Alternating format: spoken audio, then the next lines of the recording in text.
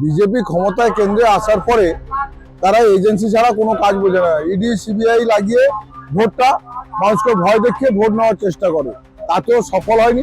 কিছু কিছু জায়গায় সফল হয়েছে, মানুষকে ধমক চমক দিয়ে যদি ভোটে যেতে যায়, পশ্চিমবঙ্গ দখল করতে হয়, বাংলা দখল করার উদ্দেশ্যে আগে পশ্চিমবঙ্গে ইডি সিবিআই কে লাগিয়ে দিয়েছে রিসেন্ট, ঠিক ভোটের দুদিন আগে।